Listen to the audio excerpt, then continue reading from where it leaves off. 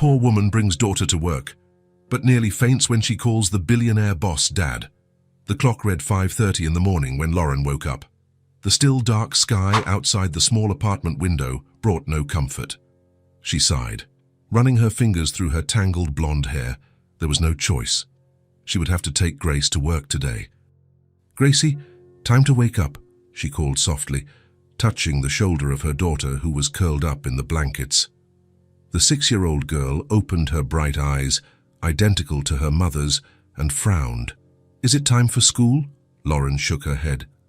"Remember, school is closed for repairs this week? You're coming to work with me today." The apartment was small, just 2 rooms besides the bathroom, but Lauren kept everything impeccably clean. After all, it was what she did best. While she prepared a quick coffee and sandwiches for lunch, she watched Grace put on her school uniform, even though she didn't have to. "Why are you putting that on, sweetie?" "Because I want to look serious at your work," Grace answered with that childlike logic that always melted Lauren's heart. They left as the city was still waking up. The subway was crowded as always, and Lauren held her daughter's hand tightly. She couldn't afford to lose her job at Winterfield Enterprises. The health benefits and the salary, though modest, were what kept them going.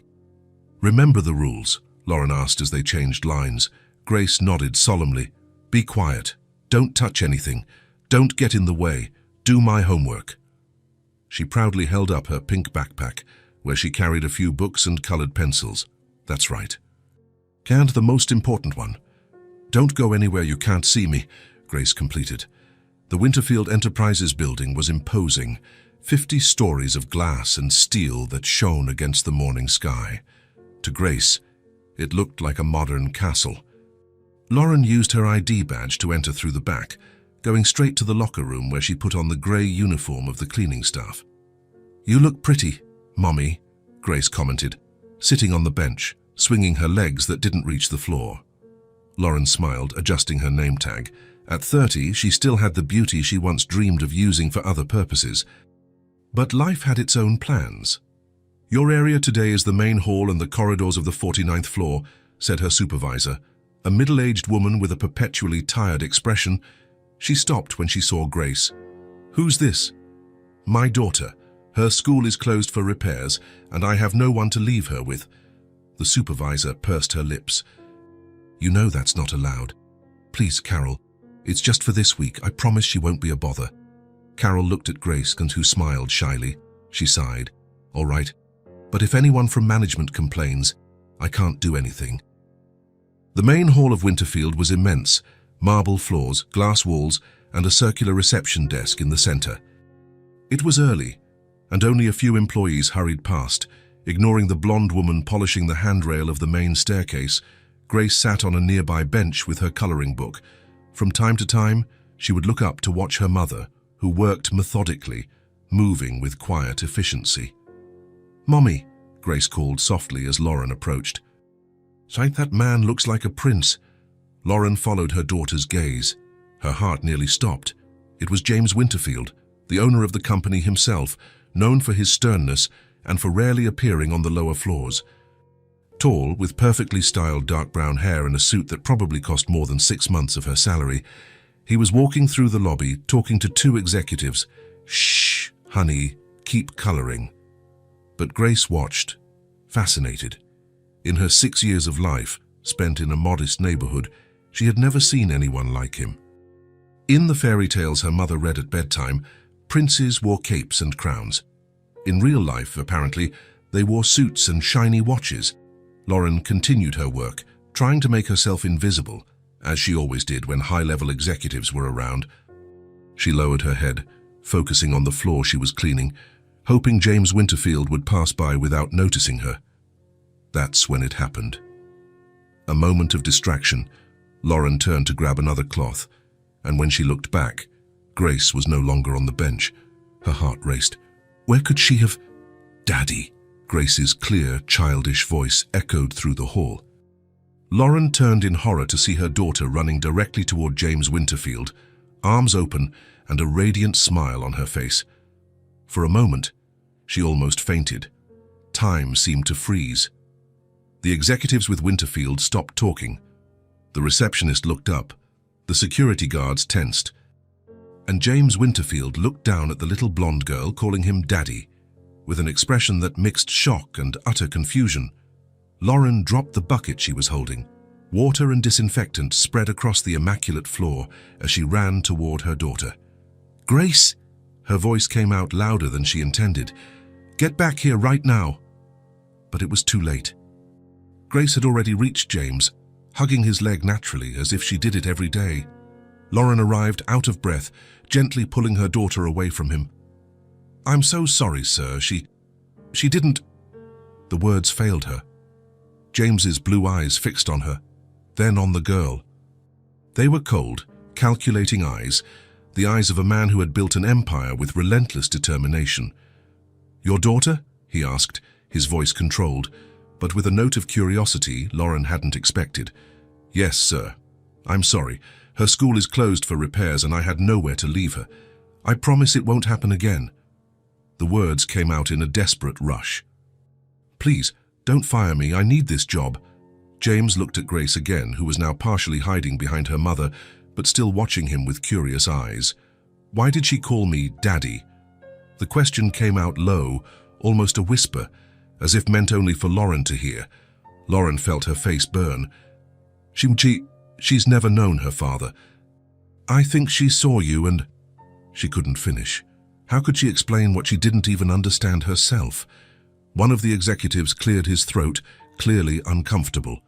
"James, we have that meeting in 5 minutes." James Winterfield raised a hand, signaling for silence, without taking his eyes off Lauren and Grace. "What's your name?" he asked the little girl. "Grace," she answered, warm, without shyness. "I like your watch. It shines like stars."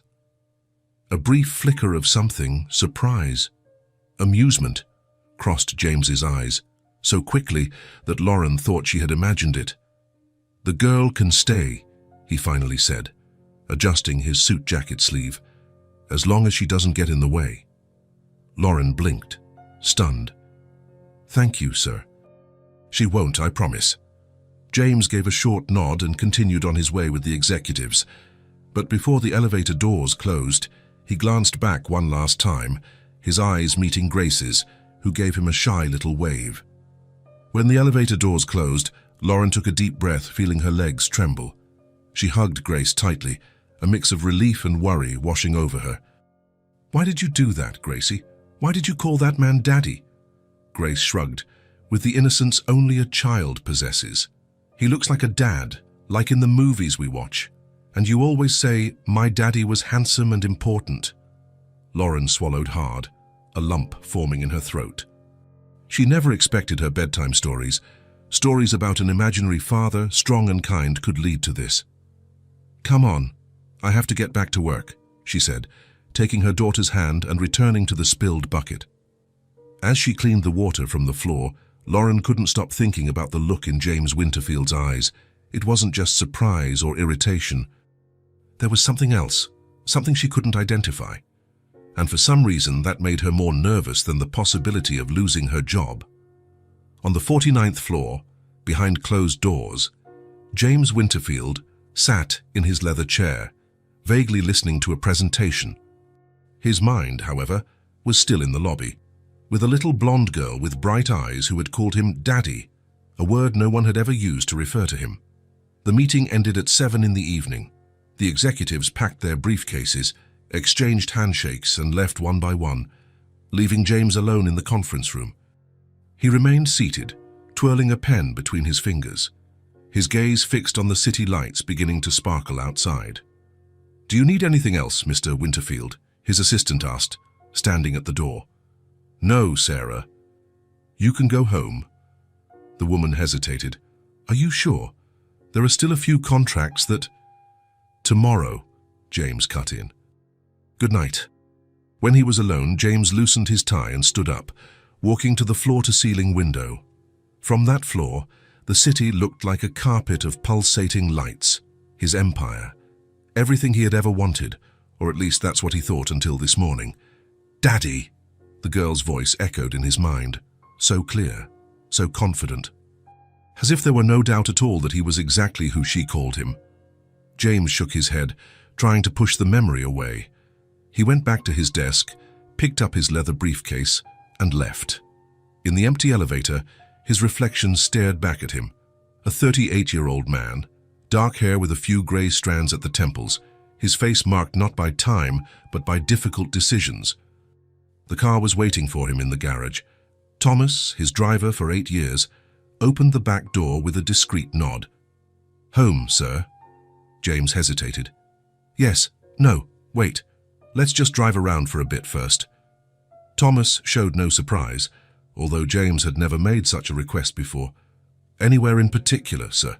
Just drive." "I want to see the city." The car glided through the illuminated streets. It was spring, and people were enjoying the mild evening at cafes, in parks, walking along the sidewalks.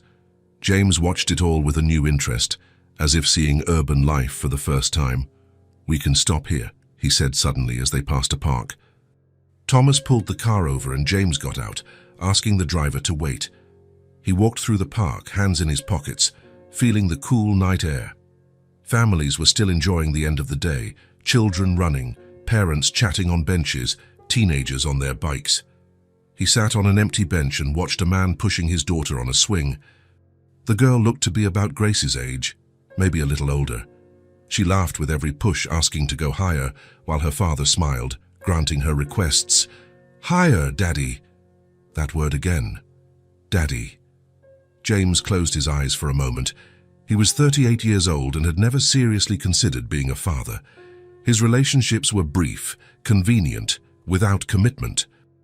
Beautiful women who expected nothing more than what he was willing to offer. Expensive dinners, exclusive gifts, nights at his apartment, and, inevitably, a polite end when his interest faded. He returned to the car, lost in thought. "Home now, sir." "Yes, Thomas." James's apartment occupied the top 2 floors of an exclusive building. A 4,000-square-foot penthouse with panoramic views, minimalist decor, and art selected by a professional curator. The perfect place for a successful man. A place that had never felt as empty as it did that night. James left his briefcase on the glass table in the living room, took off his jacket and poured himself a whiskey. He walked out to the balcony, feeling the cold wind on his face. Below, the city continued its nightly dance of lights and movement. His cell phone rang. It was Derek, one of his executives. "James, I'm with the guys at Meridian. We've got a table waiting. Coming for a drink." It was Thursday, happy hour night with the board, a weekly ritual he never missed. Guaranteed fun, expensive drinks, interesting women, business talk that evolved into increasingly indiscreet stories as the night wore on. "Not tonight, Derek. I'm busy." He hung up before the other man could insist. He went back inside, walking through the spacious living room, down the hallway decorated with black and white photographs, all landscapes, no human faces. He reached the master bedroom, where a king-size bed sat in the center, impeccably made. In the walk-in closet, dozens of suits were lined up, shirts organized by color, Italian shoes in perfect condition, everything in order, everything lifeless. James took a long shower, as if he could wash away the unusual thoughts that had been chasing him since morning. He put on a pair of sweatpants and a t-shirt, clothes he rarely wore, and went to the kitchen to get something to eat. He opened the nearly empty refrigerator, some fruit, mineral water, champagne. The chef he hired for special occasions had left a few pre-made meals in clear containers, each with precise heating instructions. James grabbed one without paying attention to the contents. While he waited for the microwave, he leaned against the marble counter. His gaze fell on the newspaper he had left there that morning. On the business page, a picture of him next to an article about the latest acquisition by Winterfield Enterprises. The serious face, the direct stare at the camera, the laudatory words highlighted. James Winterfield, the business genius who transformed a family company into a global conglomerate. James Winterfield, the business genius, the man who had everything, except someone to call him Dad. "Daddy!" Grace's voice echoed in his mind again. So spontaneous, so full of a confidence he had never experienced in his personal relationships. Such a simple word, Yet it carried so much weight. A call from one human being to another that transcended any contract, any negotiation, any corporate title. James turned off the microwave before it finished. He wasn't hungry. He went back to the living room, sat on the Italian leather sofa, and stared into space in silence.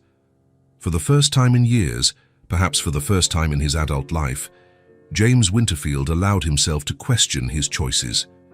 The path he had taken to get where he was, what he had left behind, he had built an empire. He was respected, envied. He had enough money for 7 lifetimes, but that night, alone in his luxury apartment, he felt strangely empty. Will I ever have a family? He thought, surprising himself. Will I have someone to call me Dad? The question hung in the air, unanswered. James Winterfield, the man who always had answers for everything, who solved any problem with ruthless efficiency, couldn't answer a simple question about his own future, his own heart. Outside, the city continued its rhythm, and inside the silent apartment, a man faced the emptiness of a life built only for success, never for affection. The next morning, Lauren woke up earlier than usual. The restless night had left dark circles under her bright eyes. She couldn't stop thinking about the incident with James Winterfield. Even though he had allowed Grace to stay, the fear of losing her job hadn't left her. "Do we still have to go to work?" Grace asked, rubbing her eyes as she sat at the small kitchen table. Lauren smiled, trying to hide her worry. "Yes, sweetie. The school is still closed for repairs, remember?" "I liked your work," Grace said, biting into a piece of toast, especially the man with the shiny watch. Lauren nearly choked on her coffee. "Grace, did you hear what I said yesterday? We can't bother Mr. Winterfield. He's very important and busy. But he was nice to me."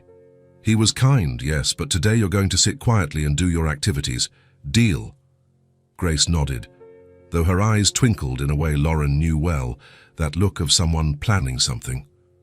They arrived early at Winterfield Enterprises.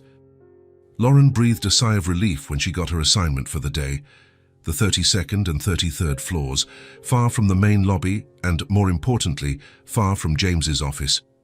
Maybe she could get through the day without running into him.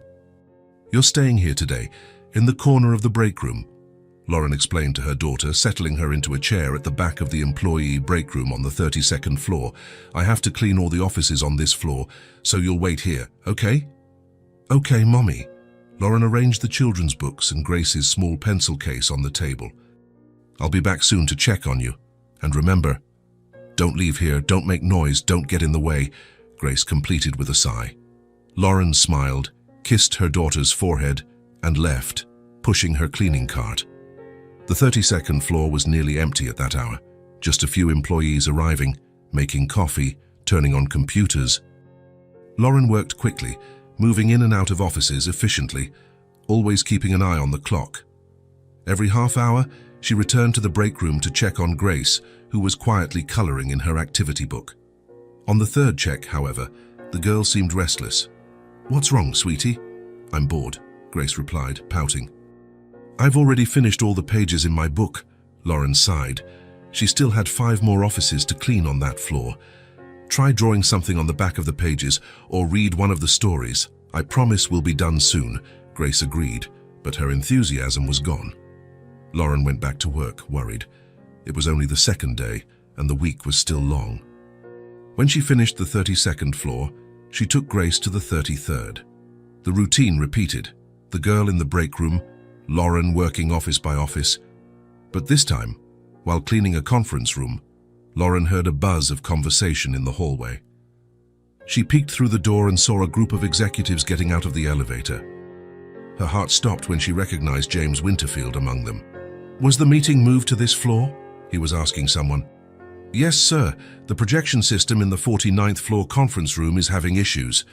Lauren quickly stepped back into the room, praying they wouldn't notice her.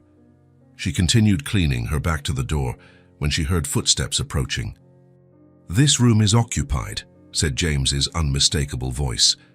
Lauren turned, holding the cleaning cloth like a shield. "I'm just finishing up, sir. 2 minutes and the space will be free." James watched her for a moment, and Lauren was sure he recognized her. No rush.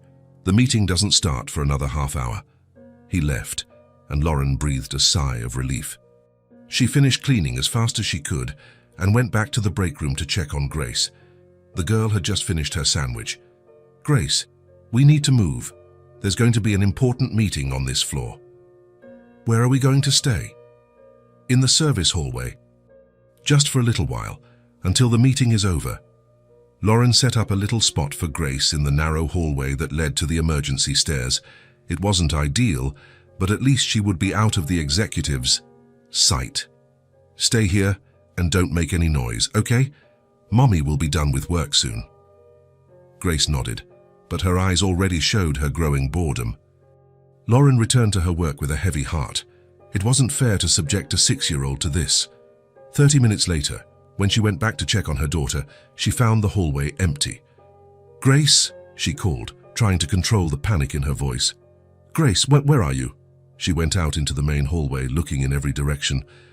Her heart was beating so hard it felt like it would escape through her throat. That's when she heard her daughter's unmistakable laugh coming from the conference room. Lauren ran over, stopping abruptly at the slightly open door. The room was occupied by James Winterfield and 6 other executives, all seated around the large oval table. And their aunt at the opposite end from James, sitting comfortably in a swivel chair far too big for her, was Grace, drawing in a new, colorful notebook. The girl seemed perfectly at ease, surrounded by men in suits who, surprisingly, seemed to accept her presence. One of them even leaned over to look at her drawing, smiling. Lauren froze, unsure what to do. That's when James looked up and saw her standing at the door. With a discreet gesture, he motioned for her to come in. "Your daughter found us just as we were about to start," he explained calmly, as if a child's presence in an executive meeting were the most natural thing in the world. I'm so sorry," Lauren stammered. "Grace, come on, we can't interrupt Mr. Winterfield's meeting." "But he gave me a new notebook," Grace protested, holding up the item. A hardcover notebook with gold spirals and thick, clearly expensive pages. Next to it was a box of professional colored pencils, the kind Lauren could never afford. "And he said I could stay here and draw." Lauren looked at James, confused. He maintained his neutral expression, but there was something different in his eyes. "It's all right," he said. "We're just discussing numbers and projections, nothing she can't hear." He paused, then added, "And nothing she'll understand, anyway." One of the older executives chuckled, breaking the tension. "She'll probably understand more than half of our shareholders." "Can I stay, Mommy, please?" Grace pleaded, with those eyes that were impossible to resist. Lauren hesitated. This wasn't a normal situation, but refusing might seem ungrateful. "Only if you stay quiet and don't get in the way, I promise," James nodded, as if the matter was settled, and turned his attention back to the documents on the table. "Shall we begin, gentlemen?" Lauren left, stunned, gently closing the door behind her. She continued her work in the other offices on the floor, but her mind was fixed on the scene she had just witnessed. Why had James Winterfield given her daughter expensive gifts? Why had he allowed her to stay in the meeting? 40 minutes later, the conference room door opened, and the executives began to leave, some casting curious glances at Grace, who remained in her seat, completely absorbed in her drawings. Lauren approached cautiously. "Time to go, Grace." "But I haven't finished my drawing," the girl protested. "The meeting is over, sweetie. We can't stay in the room." "Actually," James interrupted, still seated at his place at the head of the table, "I have a few more documents to review before my next meeting." "If it's no trouble, your daughter can continue drawing." Lauren stared at him, uncertain. "Won't it be a bother to you, sir?" James shook his head. "Not at all. She's quiet, and He paused, as if searching for the right words. "I appreciate the company." It was so strange to hear that from the man everyone described as cold and distant that Lauren didn't know what to say. She agreed with a nod and left to continue her work. During every break she had, she would peek through the slightly open door. Grace continued to draw, occasionally showing something to James, who would examine it with genuine attention, making comments Lauren couldn't hear. One time when she looked, she witnessed something extraordinary. Grace had walked around the table and was standing next to James, showing him a drawing. He looked, said something, and then, to Lauren's utter surprise, he laughed. Her genuine laugh that completely transformed his austere face. Lauren stepped back, feeling as if she had witnessed a miracle. In 6 years of working at Winterfield, she had never seen James Winterfield laugh. At the end of the workday, when she went to get Grace, she found the girl putting away her new colored pencils with reverent care. "Look, Mommy. I drew our house and Mr. James said it was very pretty." Lauren looked at the drawing, a simple house with flowers in the yard, she and Grace holding hands, and a very blue sky above them. It was a typical child's drawing, but done with the care of someone trying to impress.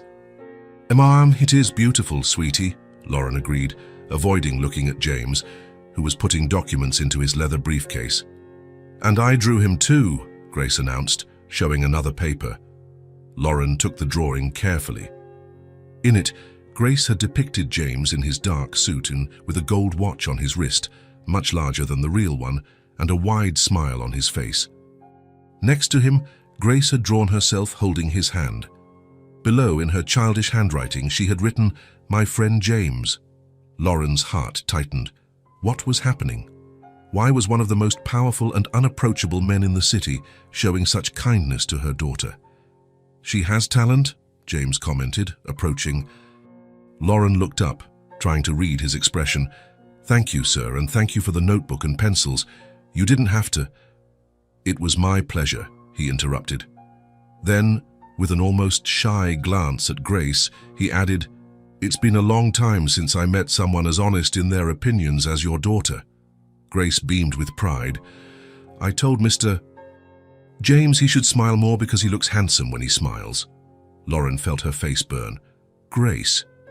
But James just smiled, that rare smile again. "And she's right. I get a lot of advice from my executives, but none as valuable as that." A strange, almost comfortable silence settled between them. Lauren was the first to break it. "We need to go. Thank you again, Mr. Winterfield." "James," he said, surprising himself as much as Lauren. "You can call me James." Lauren blinked, confused. "Yes, sir. I mean, James." As they were leaving, Grace turned and waved. "See you tomorrow, Mr. James." "See you tomorrow, Grace," he replied, with a formality that seemed strangely fitting for a conversation with a 6-year-old. On the subway home, Grace talked non-stop about her day, about her drawings, about how Mr. James had said she drew better than many adults. Lauren listened in silence, still trying to process what had happened. It was as if her daughter had inadvertently broken down a wall that kept James Winterfield distant from everyone around him. "Mommy," Grace called as they arrived at the apartment. "Why does Mr. James look sad even when he's not sad?" Lauren looked at her daughter, surprised by the insightful question. "What do you mean, sweetie?" His eyes. Sometimes he smiles, but his eyes are still sad. "Like Max in my class when he says he's okay, but he really misses his grandma who died." Lauren sat down, pulling Grace onto her lap. She was always surprised by her daughter's ability to see beyond appearances. "I don't know, Gracie. Maybe Mr. James is sad on the inside." "Why?" "Sometimes people are sad even when they have everything," Lauren answered, thinking out loud. "Maybe he's lonely." "How can he be? He has lots of people working for him." "Yes, but that's not the same as having friends or family." Grace became thoughtful, and then her eyes lit up. "I can be his friend."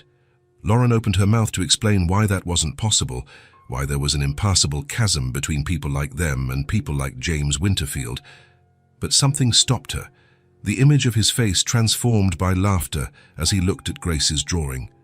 "Maybe you already are," she said simply, hugging her daughter tighter. That same night, miles away in his luxurious apartment, James Winterfield sat in his private office.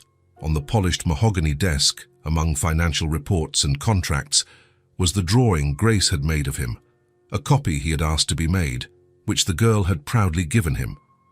He looked at that simplified figure of himself, a man in a suit with a smile that was too big and a disproportionately large gold watch.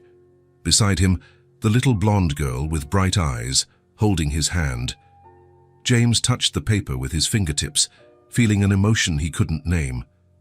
All day, from the moment he had seen Grace sitting alone in the hallway with her coloring book already completely filled, he had felt compelled to do something.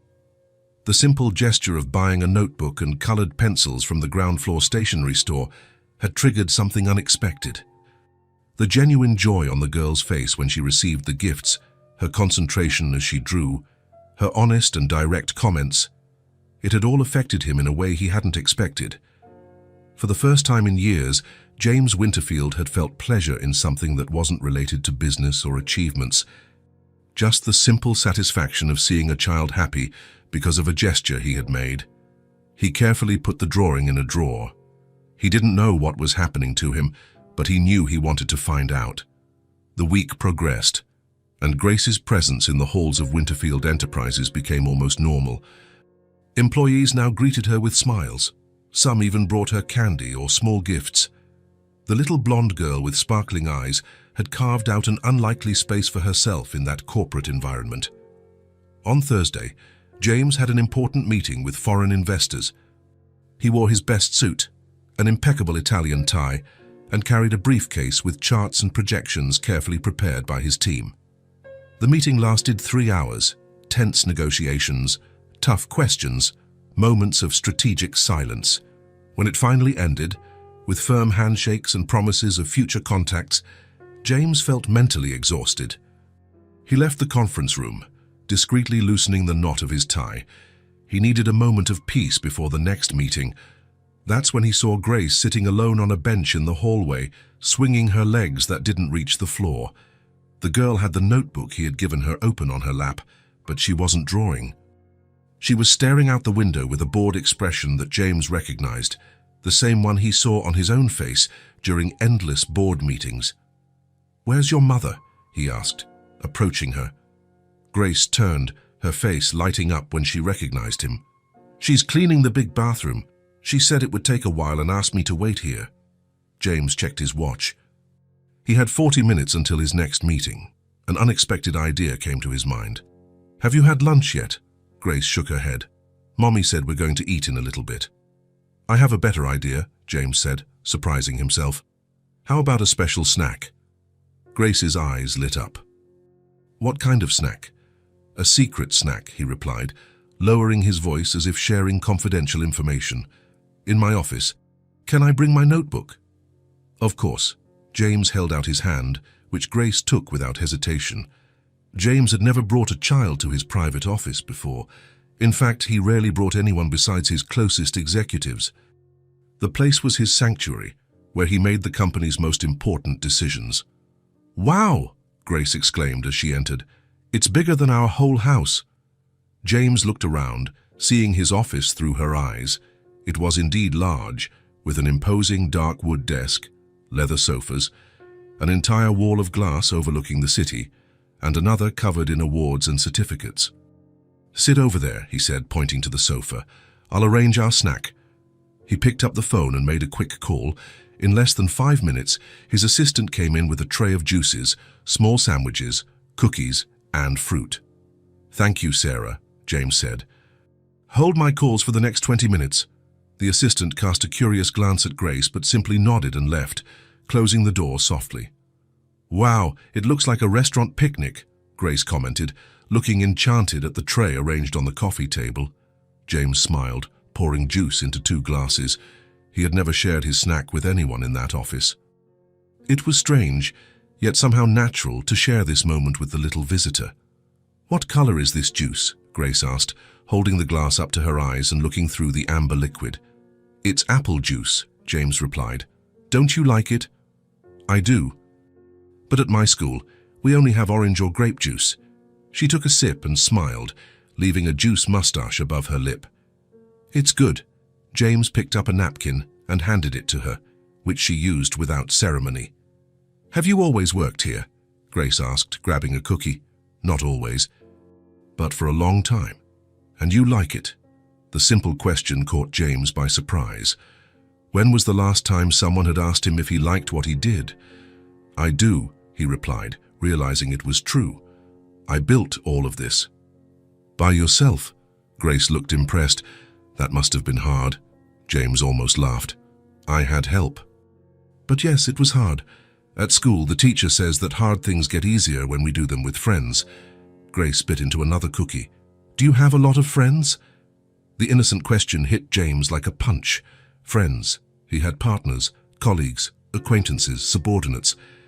But friends, I have a few, he lied, looking away. I have 3 best friends, Grace informed him, holding up 3 fingers, Lily, Sophie, and Anna. We do everything together, except now that the school is closed for repairs. She paused thoughtfully. But now I have you as a friend, so I'm not lonely. James felt a strange sensation in his chest, a warm feeling, uncomfortable yet pleasant at the same time. And you can see my new drawings, Grace continued, opening her notebook. I made one of our house, one of the park near school, and I started one of you, but I haven't finished it yet. James looked at the colorful drawings, listening intently as Grace explained every detail. The tree where she and her friends played during recess, the neighbor with a huge dog that looked like a bear, the teacher who wore glasses with a chain. It was a window into a world completely different from his own, a world of bright colors, simple friendships, and small joys, a world James barely remembered experiencing. And this one is my favorite, Grace said, showing a drawing where 3 figures holding hands were smiling under a bright yellow sun. Who are they? James asked, though he suspected the answer. Me, Mommy, and you, Grace replied matter-of-factly. We're friends now. James stared at the drawing, not knowing what to say. The simplicity with which Grace included him in her small circle left him speechless. They finished their snack in a gentle conversation, with Grace asking questions no one had ever dared to ask James Winterfield, whether he liked chocolate or vanilla ice cream more, if he knew how to ride a bike, if he had ever seen a rainbow up close. When the clock indicated it was time for James to head to his next meeting, he stood up almost reluctantly. I have to go now, Grace. I'll take you back to your mum. Thanks for the secret snack, she said, carefully putting her notebook away. It was the best snack of the week. On the way back, Grace held his hand naturally, talking about how she would draw his office when she got home. They found Lauren finishing up cleaning an office, a worried look on her face. Grace! Where were you? I was looking all over for you. I was having a secret snack with Mr. James, the girl answered cheerfully. He has apple juice in his office. Lauren looked at James, confused. I'm so sorry if she bothered you. Not at all, James interrupted. It was my pleasure. He returned to his meeting with a strange sense of lightness. For the first time in a long while, James Winterfield had a conversation that didn't involve numbers, strategies, or negotiations, just apple juice, cookies, and school stories, and, surprisingly, it had been the best part of his day. That night, lying in her narrow bed, Grace excitedly told her mother every detail of the secret snack, how huge James's office was, how the cookies were different from the ones they bought, how he had listened to all her stories without seeming bored. Lauren listened, stroking her daughter's blonde hair, torn between worry and a growing curiosity about the man who, for some inexplicable reason, was showing a completely unexpected side of himself. Friday morning brought a change to the routine at Winterfield Enterprises. Upon arriving at his office, James found a report with the cleaning staff's schedule on his desk. Normally, he wouldn't pay attention to such a document, but one name jumped out at him, Lauren Miller, assigned to the 49th floor, his floor. James smiled discreetly. He hadn't planned this, but he felt a strange satisfaction. For the past few days, Grace had occupied his thoughts in a surprising way. The girl's sincerity, her spontaneous joy, were like a breath of fresh air in his meticulously organized life. And now, without realizing it, he was starting to wonder about her mother, the woman raising this extraordinary child. As he reviewed contracts and took calls, his eyes often drifted to the door, catching glimpses of Lauren working in the hallway. For the first time, he truly watched her. Lauren moved with a quiet efficiency. There were no wasted movements, nothing theatrical. She worked with a dignity that James had never noticed before. When she came into his line of sight, she was always focused, serious, sometimes exchanging gentle words with Grace, who accompanied her with her sketchbook. During a particularly tedious video conference, James saw Lauren cleaning the windows of the adjacent meeting room. The morning sun streamed through the panes, illuminating her profile. He was surprised to notice she was beautiful, not in a flashy way, but with a serene beauty that the grey uniform couldn't hide. The same bright eyes as Grace, the same determined curve of her lips. "Mr. Winterfield, are you still with us?" The executive's voice on the screen brought James back to the meeting. "Yes, continue," he replied, forcing himself to focus on the numbers again. Later, as the morning neared its end, James went to get a coffee. In the hallway, he found Grace sitting on the floor drawing, while Lauren meticulously cleaned the wooden wall panels. "Good morning," he greeted, stopping beside them. "Good morning, Mr. James," Grace replied, looking up with a smile. "Do you want to see my new drawing?" "Absolutely," he said, crouching down to be at the girl's level. "It's the Winterfield building," Grace explained, showing a drawing of an imposing tower with rectangular windows. "And this is us." She pointed to 3 tiny figures at the entrance. "It's very good," James praised, and then noticed Lauren watching them. "Your daughter has talent." "Thank you," she replied with a restrained smile. "She's always loved to draw." James noticed something in that moment, the way Lauren positioned herself, slightly hunched, as if trying to take up less space. The eyes, which in her daughter were confident and direct, in the mother always seemed ready to look away, to retreat. "Do you work tomorrow too?" Grace asked, interrupting his thoughts. "Since tomorrow is Saturday," James replied. "We don't either," Grace informed him. "We're going to the park, right, Mummy?" Lauren nodded. "If it doesn't rain." "Which park?" The question slipped from James's lips before he could stop it. "Riverside Park," Lauren answered, seeming surprised by his interest. "It's near our house." James knew the place, a small park near a lower middle-class neighborhood, nothing glamorous, but clean and well kept. He had never been inside, only driven past a few times. "Grace loves the swings," Lauren continued, her voice softening as she spoke of her daughter. "And there's a small pond with ducks." "The ducks eat out of my hand," Grace exclaimed, making a gesture with her little hands. James smiled. For a fleeting moment, he imagined himself in that park with them, far from financial reports, endless meetings, and impeccable suits. The image was so surreal he almost laughed. "I hope you have fun," he said simply, standing up. "So I have a meeting now. See you later, Grace." "See you later, Mr. James." As he walked away, James felt Lauren's gaze on his back. What did she think of him? She probably saw him like everyone else, the distant boss, the successful businessman, an authority figure to be feared. The thought bothered him, though he didn't quite understand why. During lunch, instead of eating with the executives in the building's restaurant as usual, James asked for a meal to be brought to his office. He wanted to be alone, or maybe, he admitted to himself, he wanted to observe more. From his window, he saw Lauren and Grace sitting on a bench in the small inner garden of the building. They were sharing what looked like a simple lunch. Even from a distance, he could see the tenderness in Lauren's gestures, the way she wiped the corner of her daughter's mouth with a napkin, how she smiled while listening to what the girl said, how they shared what appeared to be a single apple. James felt a pang in his chest. His own mother had died when he was a child, and his father, a practical and distant man, had never shown much affection. He had grown up in an environment of strict discipline where success was the only acceptable form of love. Watching Lauren with Grace, he saw something he had never experienced, that kind of everyday love, made of small gestures, constant attention, and real presence. In the afternoon, James left for an external meeting. When he returned, it was already past 5. The 49th floor was nearly empty. He went straight to his office, assuming Lauren and Grace had already left. He was surprised to hear voices coming from the small break room at the end of the hall. The door was ajar, and James stopped, not wanting to intrude, but unable to walk on. "Mommy, why don't we have a daddy like other families?" Grace's voice was clear, innocent. There was a brief silence before Lauren answered, "Some families are different, sweetie. We have each other, and that's what's most important.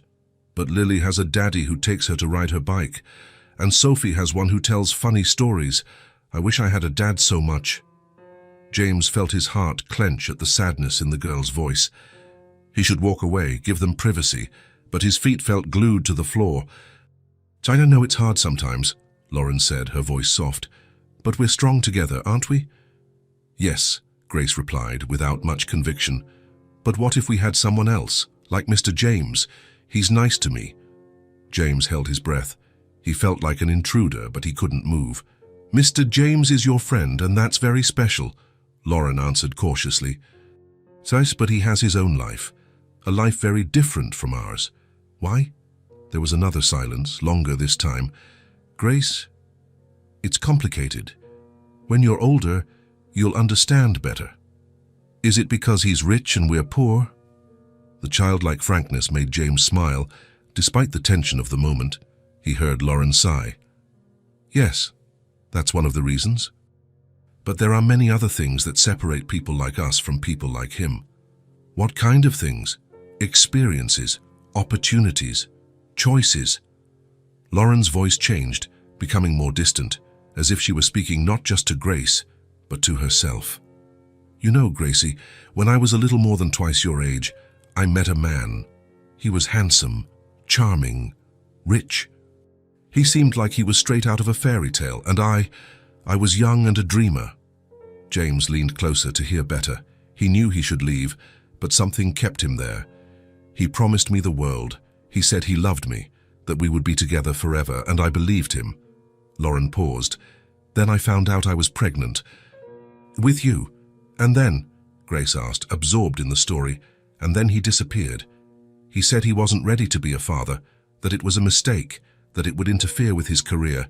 He offered me money so that you wouldn't be born." Lauren's voice trembled, and James felt a wave of anger. "Who was this man?"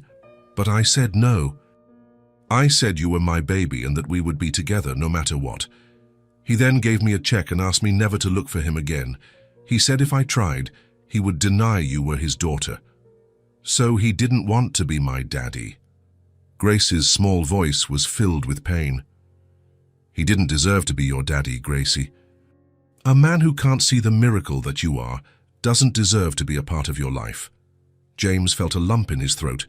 The strength of this woman, the dignity with which she spoke of such a deep betrayal, touched him in a way he hadn't expected. "Since then, it's just been the two of us," Lauren continued. "And you know what? I've never regretted it. Not for a second. You are the best thing that has ever happened to me. Even when it's hard sometimes." "Even when it's hard sometimes," Lauren confirmed. "Because when I look at you, I see everything that is good and beautiful in the world." James backed away silently, feeling ashamed for having listened to such an intimate conversation. He went back to his office, closed the door and sat down, his mind filled with conflicting thoughts. Lauren's story had moved him deeply. How many women like her were there, abandoned, forced to fight alone, to sacrifice dreams and opportunities? And yet, Lauren showed no bitterness. She was raising her daughter with love, working with dignity, facing each day with a quiet strength that he, with all his resources, wasn't sure he possessed. He ran a hand over his face, trying to sort through his emotions. Lauren wasn't just the efficient cleaner, Grace's devoted mother. She was a woman who had faced abandonment and rejection, who had chosen the harder path for the love of her daughter. A few minutes later, he heard a soft knock on the door. "Come in," he called, quickly composing himself. Lauren appeared, hesitant. "Sorry to bother you, Mr. Winterfield. I just wanted to let you know that we've finished cleaning this floor." James looked at her with new eyes, her blonde hair pulled back in a simple bun, the grey uniform that couldn't hide her natural elegance, her direct yet cautious gaze. "Thank you, Lauren," he said, deliberately using her first name. She seemed surprised. Grace asked to say goodbye. "She's just outside." "Of course," James replied, standing up. "And Lauren, I mean Miss Miller." "You can call me Lauren," she said with a small smile. "Lauren," he repeated, the name feeling strange on his lips. "I wanted to say that you have a wonderful daughter." Her face lit up. "Thank you." "She really is. And that says a lot about you," James added, not knowing exactly why he felt the need to say it. "About the kind of mother you are." Lauren blushed slightly, clearly uncomfortable with the praise. "I do the best I can." "And it's enough," James said, with a conviction that surprised him. More than enough. For a moment, their eyes truly met, not the quick, evasive glance of an employee and boss, but a look of recognition between two people. James saw something in her eyes, a mix of confusion, gratitude, and something more, something he couldn't identify. The moment was broken when Grace appeared at the door, her sketchbook clutched to her chest. "Mr. James, I drew a picture of your car. Do you want to see?" "I'd love to," he replied, turning his attention to the girl. As Grace proudly showed him her drawing of the black Mercedes she had seen in the garage, James realized Lauren was watching them with a thoughtful expression. For the first time, he was seeing the woman behind the uniform. And what he saw intrigued and moved him at the same time. Lauren Miller wasn't just Grace's mother, the efficient employee. She was a woman of extraordinary strength who had faced abandonment with her head held high and built a dignified life for herself and her daughter. And for some inexplicable reason, James wanted to be a part of that life. The day was over. James drove his car through the illuminated city, the lights reflecting on the glass like artificial stars. He hadn't asked Thomas, his driver, to pick him up. He wanted to be alone, to feel the control of the vehicle, to have time to organize the thoughts that wouldn't leave him. He arrived at the building where he lived, a tower of glass and concrete that stood out in the urban landscape. The doorman greeted him with respect, opening the car door while another employee rushed to park it. "Good evening, Mr. Winterfield." "Good evening, Richard." The private elevator took him directly to the penthouse. When the doors opened, James entered his domain, the apartment that had cost more than many entire companies. He dropped his keys on the marble table in the hall, took off his jacket, and loosened his tie. Silence. It was always like this when he came back. No voice, no sound other than the quiet hum of the air conditioning. He went to the modern and impeccable kitchen, which he had never really used. He opened the fridge, took out a bottle of water, and poured himself a glass. On the counter, a briefcase with documents he had brought to review. More work, always more work. But that night, the idea of burying himself in financial reports seemed strangely meaningless. He walked out to the large balcony, from where he could see the entire city. Down below, thousands of lives were unfolding, families eating dinner together, children being put to bed, couples talking about their day. And there he was, at the top, isolated from it all. He went back inside and stopped in front of the minimalist bookshelf, where he kept the few photographs he owned. His father, serious and formal, in a graduation photo, himself receiving an Entrepreneur of the Year award. A photo of the Winterfield team in front of the new headquarters. No photos of friends, no family other than his deceased father, no pets. No sign that anyone really mattered to him, or that he mattered to anyone beyond the business world. James poured himself a whiskey and sat on the leather sofa, staring into the emptiness of the room. Normally, he would turn on the television to fill the silence, or review documents, or make calls to international contacts in different time zones. But that night, all he could think about was Lauren and Grace. The conversation he had overheard haunted him. The courage of that woman, abandoned while pregnant, choosing to raise her daughter alone, working any job available to provide a roof and food. And yet, she maintained her dignity, her kindness, raising a cheerful and vibrant child like Grace. Grace. James smiled at the thought of the girl, her colorful drawings, her direct questions, the way she looked at him without fear or adulation, just with genuine curiosity and that childlike trust he didn't deserve, but which touched him deeply nonetheless. He closed his eyes, remembering the shared snack, the school stories, the drawing where the three of them appeared holding hands under a bright yellow sun, a world so far from his own, yet somehow it felt more real than anything he had ever achieved. James stood up, restless. He walked through the apartment that had always seemed perfect to him, and now suddenly revealed itself as cold, impersonal. The expensive works of art on the walls, chosen by decorators, not for personal taste. The elegant furniture, but with no history or meaning. Nothing there spoke of who he was beyond his financial status. In the bedroom, he opened the nightstand drawer and took out the drawing Grace had given him. Himself in a suit, with a smile that was too big and a disproportionately large gold watch. The only object in the entire apartment that someone had made especially for him, with no ulterior motives, expecting nothing in return. He returned to the living room, holding the drawing. He sat down again, looking at the childish strokes. How could a piece of paper with colorful scribbles mean more than all the certificates and awards on his wall? James thought of Lauren, her bright eyes like her daughter's, the way she worked with quiet dignity, how she spoke to Grace with a patience and love he had never experienced in his own childhood. He thought of the story she had told, the pain she must have felt being abandoned, the courage she had to move on. And then, a realization hit him like a wave. In the last few days, since Grace had run into his life calling him Daddy, something had changed inside him. The meetings seemed less important, the numbers less urgent. It was as if a veil had been lifted, showing the superficiality of everything he had considered essential.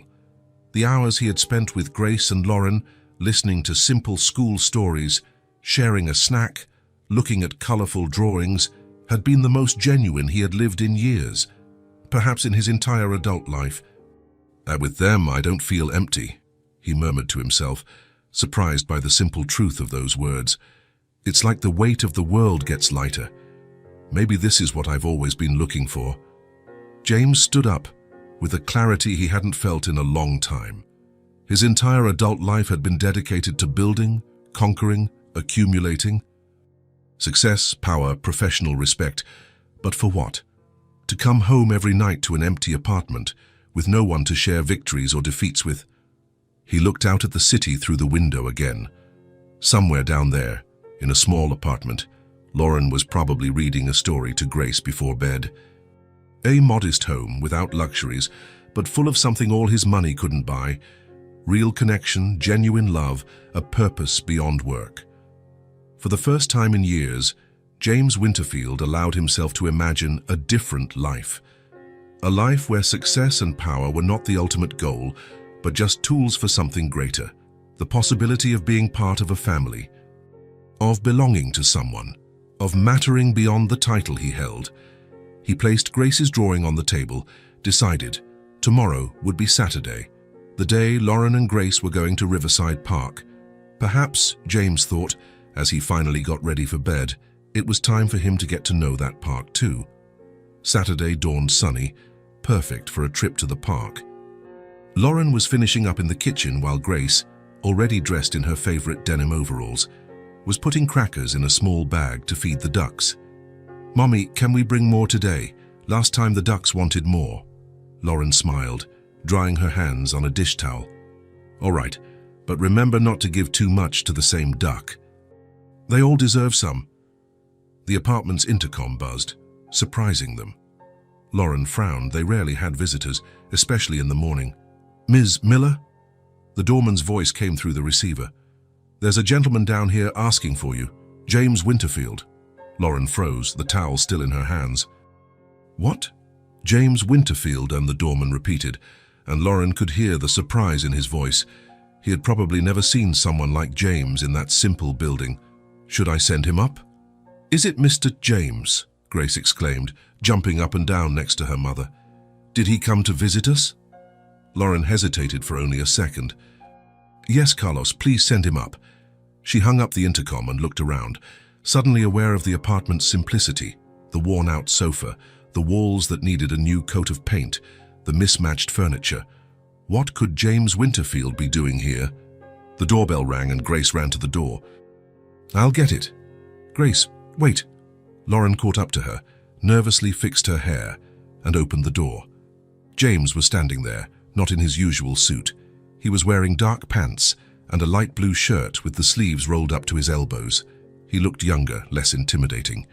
In one hand he held a bouquet of colorful flowers. "Mr. James!" Grace hugged his legs before anyone could say a word. "Good morning, Grace," he replied, smiling at the girl. Then he looked up at Lauren. "I hope I'm not intruding." No, of course not, Lauren said, still surprised. Please, come in. James stepped inside, looking around with genuine interest, not the critical appraisal Lauren had feared. I brought these for you, he said, holding out the bouquet. I hope you like them. They're beautiful, Lauren replied, accepting the flowers, feeling strangely shy. Thank you. I'll put them in water. While Lauren looked for a vase in the small kitchen, Grace was already pulling James by the hand, showing him the apartment as if it were a palace. This is our sofa. It turns into a bed when we have guests. And this is where we watch TV, and over there is my bookshelf. And that's the picture I painted at school. James followed the girl, listening to every word, as if he were getting a tour of the gardens of Versailles. His eyes, normally calculating when examining million-dollar contracts, showed a genuine interest in Grace's little treasures. And this is my room, she announced, opening the door to a small room decorated with cloud and star wallpaper. Mommy painted the clouds by hand. It's really beautiful, James commented, admiring the handmade work on the walls. Lauren returned with the flowers in a makeshift vase, a glass juice pitcher they rarely used. Sorry about the vase, she said shyly. We don't have a real one. It's perfect, James replied, and his sincere tone surprised her. Grace told us you were going to the park today, he continued. I hope I'm not disrupting your plans. You're not, Lauren assured him. We were just about to leave. Actually, James seemed slightly nervous, something Lauren had never seen before. I wanted to invite you to dinner. Tonight, with me.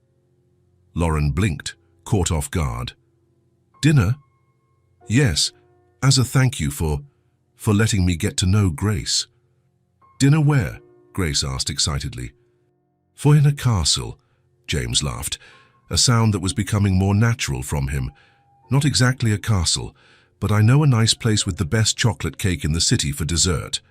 Chocolate cake? Grace's eyes sparkled. Can we go, Mommy? Please. Lauren hesitated. Go out to dinner with James Winterfield, her boss, the man who owned half the city. It seemed surreal. And potentially complicated. I don't know if that would be appropriate, she said quietly. Why not? James asked. It's just dinner between friends. There was sincerity in that word. It wasn't a trap or a game. And, to her own surprise, Lauren found that she wanted to accept. All right, she finally said. Thank you for the invitation. Yay, Grace celebrated, jumping around the small apartment. Great, James said, looking genuinely pleased. Can I pick you up at 7? 7 is perfect, Lauren agreed. James looked at Grace. And now, about that park. Would you mind if I joined you? I heard there are ducks that eat right out of your hand. Grace's face lit up. You want to see the ducks with us? If your mother doesn't mind, Lauren smiled, suddenly feeling light. Of course I don't mind. The trip to the park revealed a James Winterfield that Lauren had never imagined existed. At Riverside Park, he completely abandoned the persona of the ruthless businessman. He pushed Grace on the swing, running to catch her on the other side, making her laugh hysterically. He bought popsicles for the three of them when a street vendor passed by, and he chose grape without hesitation when Grace asked what his favorite flavor was. I actually haven't had a popsicle in years, he admitted to Lauren as Grace ran off toward the ducks. Not since college, maybe. Looks like you're making up for lost time, Lauren commented, watching him lick the popsicle that was already melting on his fingers. James looked at Grace, who was now carefully crouching to offer crackers to the ducks. Maybe I am, he replied, with a thoughtful expression. When they fed the ducks, James meticulously followed Grace's instructions on how to extend his hand without scaring them. Lauren watched, fascinated, as the powerful James Winterfield knelt on the grass, his hand outstretched with bits of cracker, marveling like a child when a brown duck finally accepted his offer. "Fousey, Mommy," Grace exclaimed proudly. "I taught Mr. James perfectly." "You're a great teacher," Lauren agreed, exchanging a look with James that seemed to hold an entire unspoken conversation. When they parted ways, with the promise of dinner later, Lauren still felt like she was in a strange and pleasant dream. As if she had stepped into a story where social and hierarchical barriers didn't exist, where a man like James Winterfield could spend the morning feeding ducks with them. At 7 o'clock sharp, the doorbell rang. Grace was already ready, wearing her best dress, light blue with small embroidered flowers. Lauren had opted for a simple, dark green dress that highlighted her eyes. It was the best thing she had in her wardrobe, saved for special occasions that rarely came up. "You look beautiful, Mommy," Grace said, as Lauren put her hair up in a simple bun. "You do too, sweetie," Lauren replied, trying to control the nervousness growing in her stomach. James took them to a restaurant Lauren would never have dared to enter on her own. It wasn't overtly luxurious, but it had an understated elegance that spoke of exclusivity. To her surprise, he had reserved a table in a quieter area, with comfortable chairs and a cozy atmosphere. "I chose this place because it has a really good kids' menu," James explained as the maitre d' led them to their table. "And also because no one will bother us here." Grace looked at everything with wide eyes. The chandeliers, the pristine tablecloths, the waiters in formal attire. "It looks like a princess restaurant," she whispered to her mother. Lauren had expected to feel out of place, but James had a way of making her feel at ease. He suggested dishes, discreetly explained which silverware to use, but never in a way that made Lauren feel inadequate. The dinner went by with an ease Lauren hadn't expected. Grace, initially impressed by the setting, soon reverted to her usual chatty self, telling James about her school, her friends, and the book the teacher was reading to the class. "And in the next school play, I'm going to be a tree," she announced, while eating her spaghetti with exaggerated care to avoid staining her dress. "A tree?" James asked, leaning in with interest. "What kind of tree?" "A magic tree. I stand still, but when the princess needs to hide, I open my arms like this," Grace demonstrated, nearly knocking over her juice glass. "And she's protected." "That sounds like a very important tree for the story," James commented seriously. Lauren watched the interaction, feeling a strange sensation in her chest. James Winterfield, the businessman feared by executives on 3 continents, was completely absorbed in a conversation with a 6-year-old about her role as a magic tree. And the most surprising part, he seemed genuinely interested. "You know," Lauren commented while Grace was distracted by dessert, "I've never seen anyone but me listen to Grace with such attention." James looked at her, surprised. "How could you not? She's fascinating." He paused. "She reminds me that there's a world beyond spreadsheets and contracts. Her real world." As Grace enthusiastically dug into her chocolate cake, James turned to Lauren.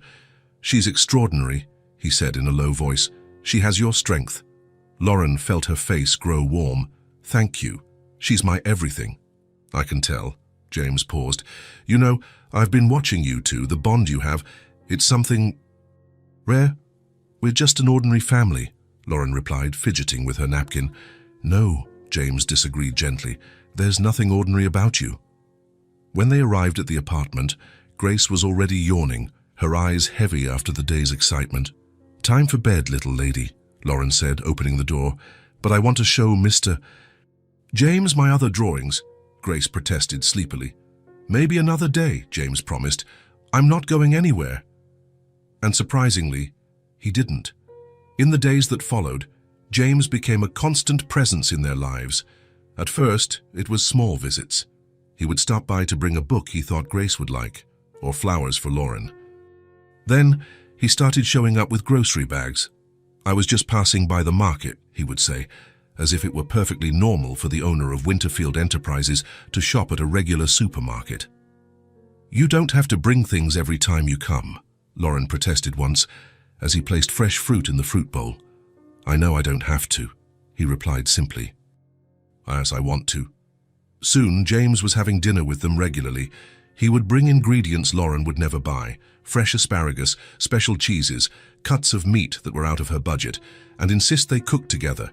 For someone who probably never had to prepare his own food, he turned out to be surprisingly skilled in the kitchen. One night, when Lauren mentioned the kitchen faucet was dripping, he showed up the next day with a toolbox.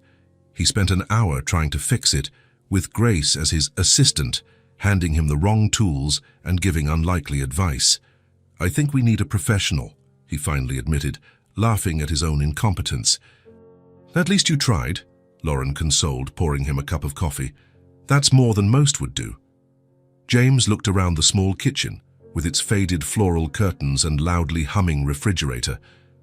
I like it here, he said suddenly. It's a real home. One evening, after they had dinner together, Grace fell asleep on the sofa while they were watching an animated movie. Lauren carried her to bed, returning to find James looking at the photographs on the bookshelf. Baby Grace, a younger Lauren, some school trips.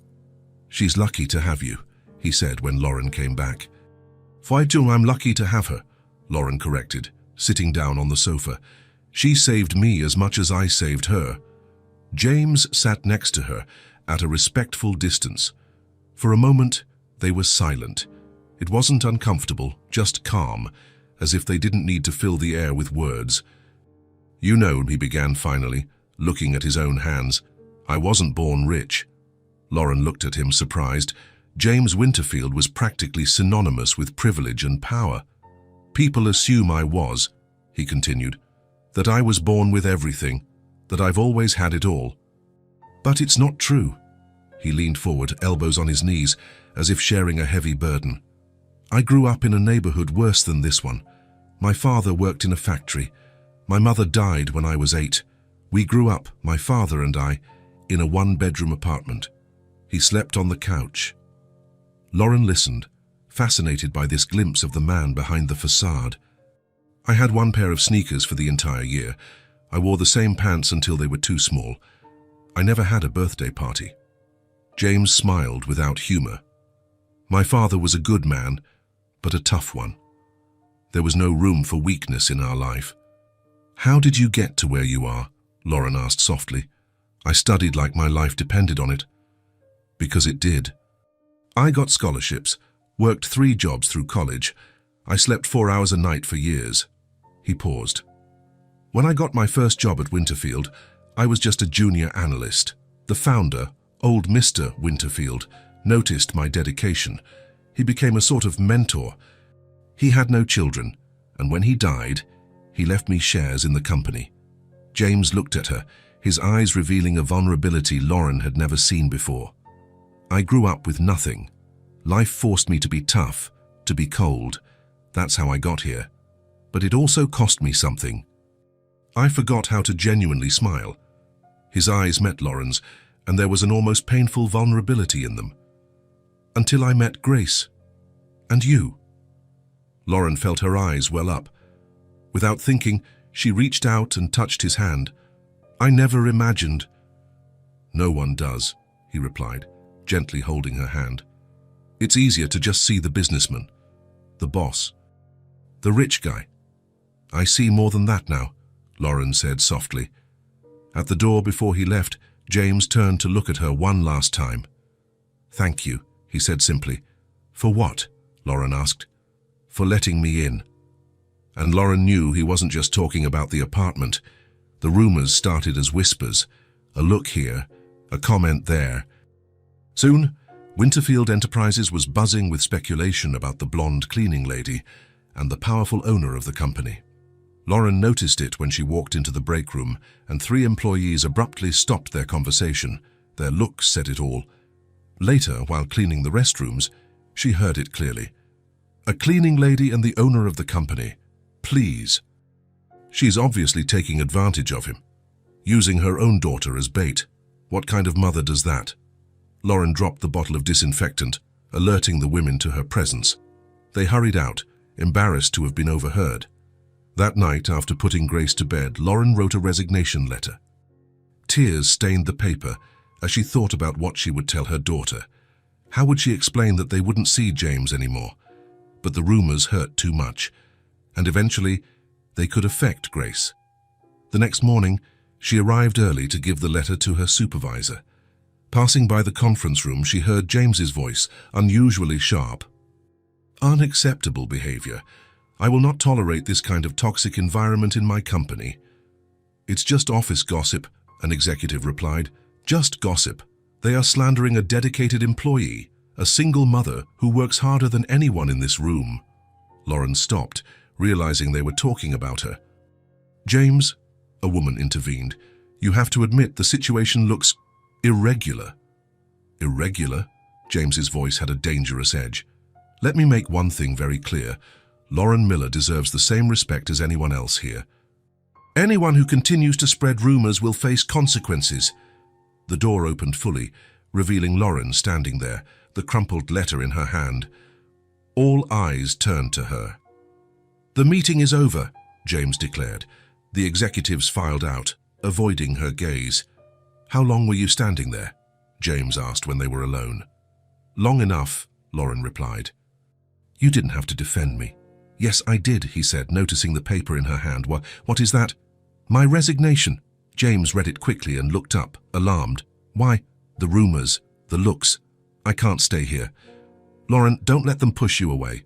It's not just about me, it's for Grace too, and for you." "Your reputation." "My reputation?" James stepped closer. "I don't care what they think, I only care about you and Grace."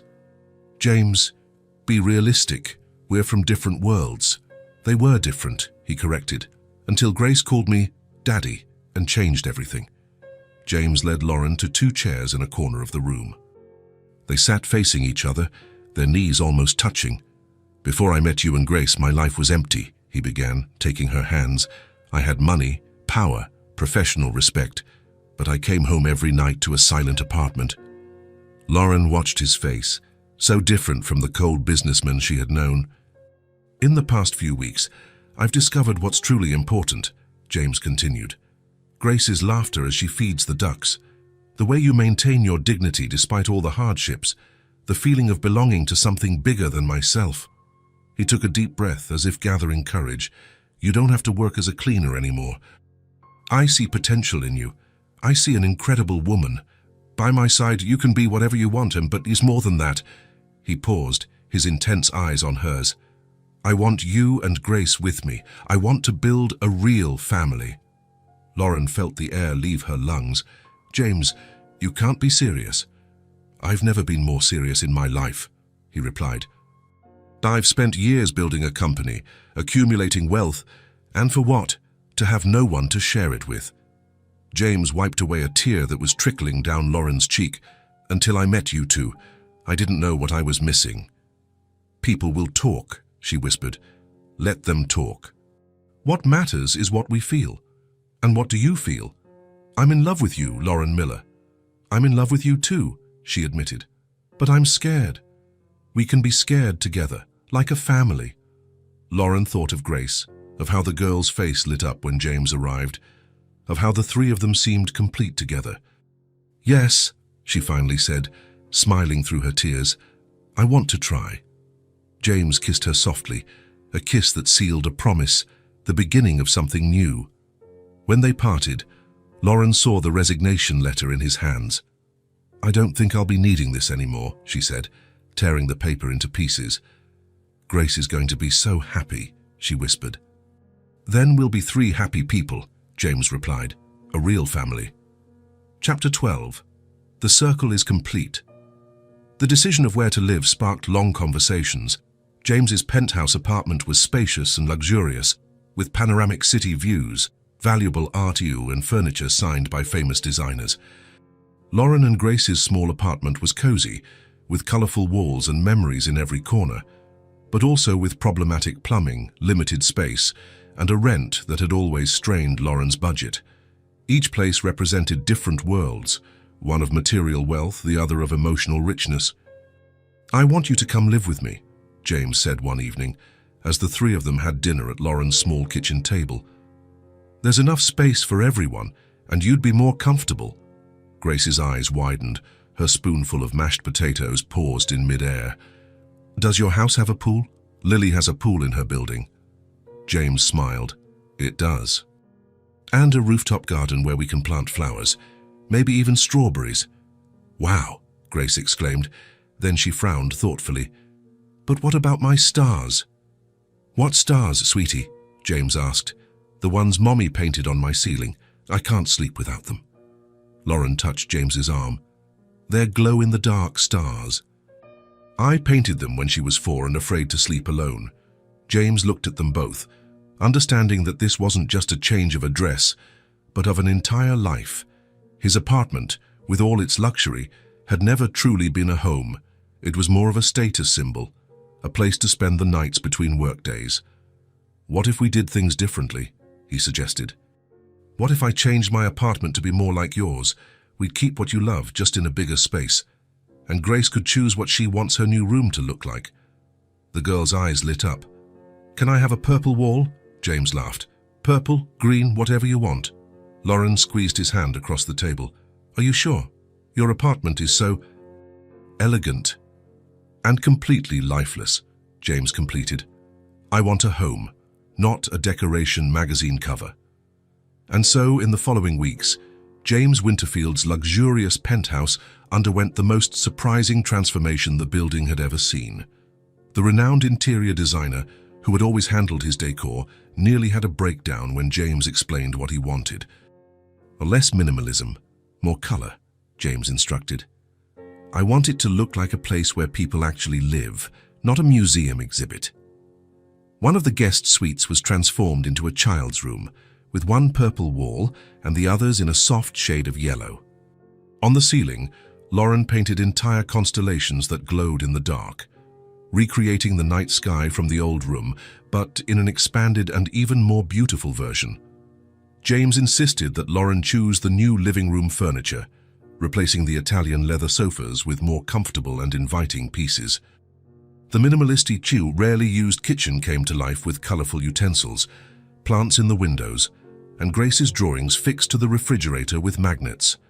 The formal dining room was replaced with a round wooden table where they could share meals without the formality that James had always hated, but never questioned.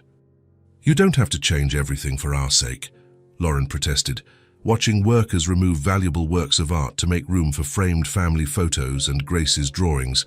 "I'm not changing it out of obligation," James replied, hugging her by the waist as they watched the transformation. "I'm creating a home, our home. And I've discovered I never really had one until now." Moving day was chaotic and exciting. Grace ran from room to room, discovering spaces that seemed endless compared to the small apartment where she had always lived. Lauren, more restrained, organized the few things she had brought, trying to find her place in this new world. "Far some I left this wall empty," James said, showing her a space in the living room. "I thought you could put your favorite photos here, and maybe some new ones, of the three of us together." Lauren looked at the space, then at the man beside her. "You've really thought of everything, haven't you?" "I tried," he replied with a shy smile. "I want you to feel at home here. For this to be our place, not just mine where you're staying." Adjusting to the new life required changes from everyone. For James, accustomed to solitude and silence, the bustling mornings with Grace getting ready for school were a delightful challenge. The scattered toys, the breakfast conversations, the need to organize schedules around a child. It was all new and surprisingly fulfilling. "I never had breakfast at this table before you arrived," James confessed one morning, as he watched Lauren make pancakes and Grace set the table. "But I usually just had coffee in the kitchen, standing up here before leaving." "That's not breakfast," Grace protested, horrified. "Breakfast has to have pancakes, or cereal, or eggs." "And family," James completed, tapping the tip of her nose, making her laugh. For Lauren, used to doing everything on her own, it was strange to have someone to share responsibilities with. In the first few weeks, she insisted on preparing all the meals, cleaning every room, as if she needed to justify her presence there. "You don't have to prove anything," James said gently one morning, taking the vacuum cleaner from her hands. "You're not here as an employee, Lauren. You're here as my partner. My love." For Grace, having a man in the house, a quasi-father, was a novelty that filled her with questions and expectations. "Are you taking me to school today?" she would ask every morning, jumping on the bed where James and Lauren were still sleeping. "I can pick you up too," he would reply, pretending to hide under the pillow while the girl laughed. "And then we can stop for ice cream." "James, don't spoil her too much," Lauren would warn, trying to sound serious but failing in the face of their conspiratorial smiles. Lauren watched these interactions with a mix of joy and amazement. James, who commanded one of the largest companies in the country, now set aside his mornings to take Grace to school. The man who closed million-dollar deals now dedicated his evenings to reading children's stories, doing different voices for each character, creating alternate endings that made Grace giggle. As the weeks went by, they established routines that further united this unconventional family. Dinners together every night, without exception. James made a point of leaving the office on time, something he would never have considered before. Outings on Sundays, always starting at Riverside Park, where it all began. Movie nights at home on Fridays, complete with popcorn and blankets on the living room sofa. "Your phone hasn't rung today," Lauren commented one Sunday as they walked through the park, Grace running ahead to feed the ducks. "I turned it off," James replied simply. "I've discovered the world doesn't end if I'm unreachable for a few hours." He smiled, lacing his fingers through hers. "Some things are more important." On a rainy Saturday afternoon, the three of them were in the kitchen baking cookies. Grace, wearing an apron almost bigger than she was spreading flour everywhere while trying to roll out the dough. Lauren was patiently teaching her how to use the rolling pin, while James, equally covered in flour, was sorting the cookie cutters. "These are for you, Mommy," Grace said, pointing to the heart-shaped cookies. "And these," she continued, pointing to the star-shaped ones, "are for Dad." The sudden silence made Grace look up. James was staring at her with an expression that mixed surprise and deep emotion. "What's wrong?" Grace asked, confused. "Did I do something wrong?" "No, sweetie," Lauren said, her voice soft. "It's just that you called James Dad." Grace looked from one to the other, thoughtful. "But he is, isn't he? You said dads are people who take care of us, who love us, and are always there. That's what he does." James knelt in front of her, his eyes misty. "Sigh, Gracie, are you sure you want to call me that? It's a very special word." The girl nodded as if it were the simplest thing in the world. "I'm sure. On the inside, that's what you are." She touched his chest with her small, flour-dusted hand, leaving a white mark on his dark shirt. "Dad," James hugged her tightly, lifting her off the floor, not caring about the flour spreading all over his clothes. "Thank you," he whispered into her blonde hair. "It's the best thing anyone has ever called me." Lauren, leaning against the kitchen counter, watched the scene with tears in her eyes. The circle was complete.